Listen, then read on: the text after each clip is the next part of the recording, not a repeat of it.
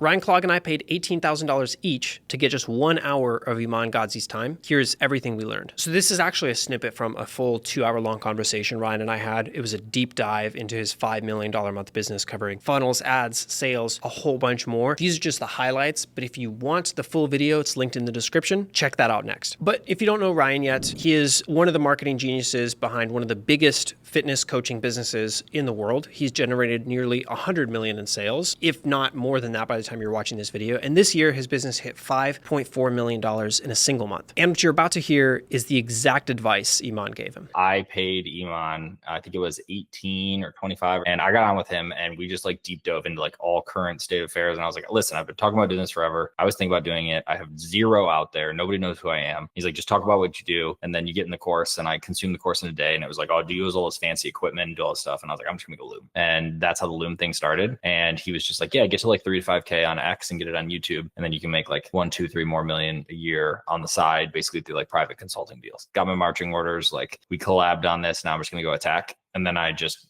didn't pick my head up from the computer until I went for 4 months straight, and like it perfectly executed exactly what we talked about. I didn't do any of the fancy stuff or like the ideation or the whatever. It just kind of like ended up being my own style more so and like natural. But it was a conversation with him that was like the kickoff to that. So after following Iman's advice, Ryan grew his YouTube channel to 11,000 subscribers in just a few months. But it wasn't the amount of subscribers he got, it was actually the quality of the audience that he was able to attract. So Ryan had 2 main goals with his channel. One is to just network with higher level business owners to potentially sell consulting to or establish relationships. And the second one was to hire A-level talent for his coaching business. And these are the exact type of people that skip overly produced content, but love his in-depth analysis and breakdowns. In fact, this is actually the content that I came across, discovered Ryan with, and then inspired me to start posting the same type of stuff on YouTube. Watching your videos, like proof that someone could just sit down and like spit game if they actually know what they're talking about. Yeah.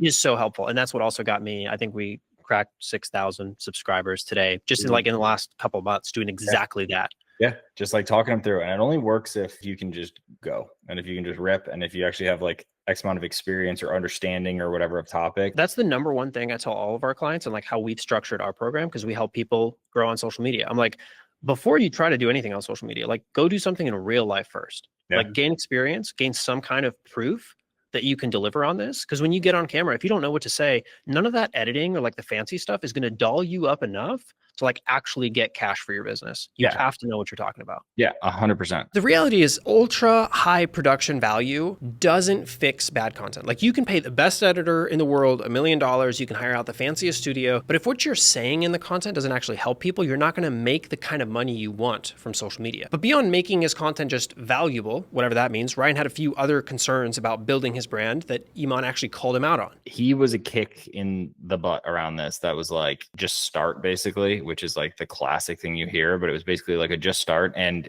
we just talked out what the roadmap was, which is like something that's very important to me, is like, oh, where am I going with this? Like, what's the actual target? And he just put like in my head, like a realistic target. That was like, okay, that makes sense. So Iman's original monetization advice for Ryan was really simple. Sell high ticket consulting deals through his niche channel to other business owners and make a couple extra $1 million a year. Easy peasy. But Ryan chose a completely different approach. Instead of doing the Ryan's inner circle or the whatever thing, I don't like the idea of doing that. I don't want to run that on the side. I don't want to do that in a way that's like, oh, you know, you pay me X amount a month or something. So I was going to move in a direction that was going to be take percents basically. So it'd be consulting for fulfillment. So like coaching call style, but then I get upside as a percentage because I think that's more in alignment. And then also if they don't get wins, then they don't have to pay me, which I like a lot because I don't like feeling like indebted to someone for someone paid me 50 grand for X and then they didn't make 50 grand. I don't like that ideal. And it's not my main thing. So I just don't like it.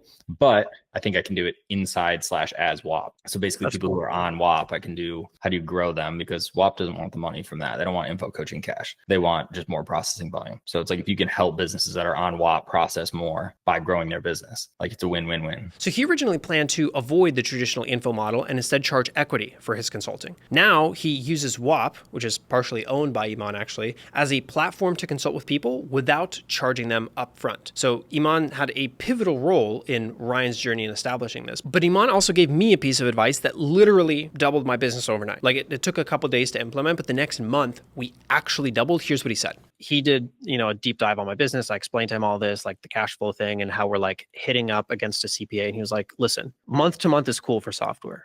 If you're Disney Plus, if you're that business, go month to month. You are in marketing. You are in the online space. You need to charge as much upfront as possible and expect to only get paid that ever. Mm-hmm.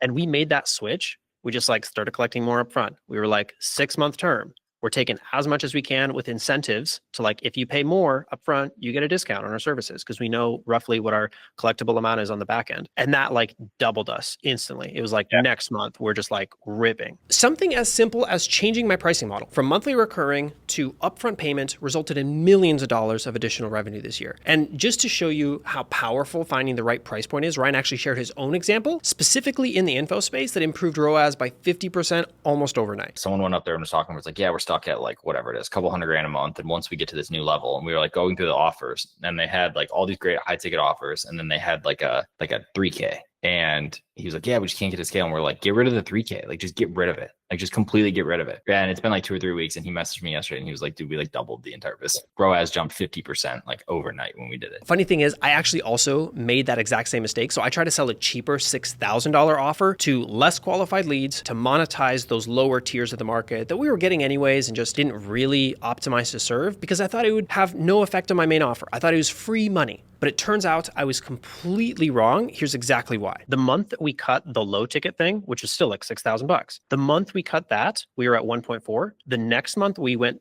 to 3 million. Like, my company has never done 2 million a month. We skipped 2 million a month because I removed that product as a whole. Crazy. That I thought was crazy, making us all this money. Crazy. What changed is the gross revenue was 20%. The amount of customers was like 80%. So it's inverse of the Pareto principle. And when we cut that out, we didn't lose that many customers. Like, the total number of purchases was almost the same the very next month. It's just instead of purchasing the $6,000 thing, when the salesperson would get on the call and they'd try to save the sale, they'd like fumble it. They wouldn't know which one to sell. They would think, he's not qualified for the high thing, so I'm gonna sell him the low thing.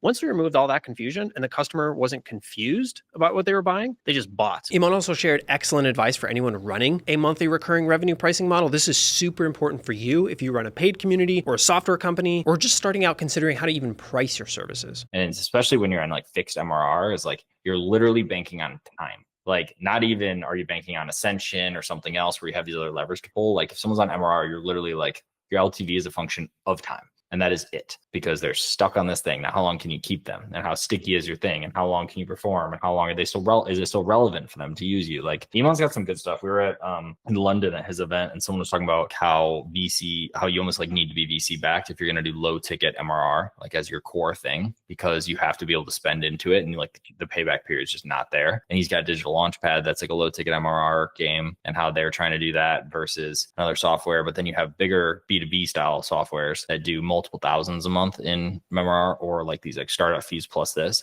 and those guys can bootstrap. It's like a Hyros, for example, like because of how theirs is. But yeah, it's very interesting. And if you like the summary, the whole 2-hour long conversation is right here. You can just watch it.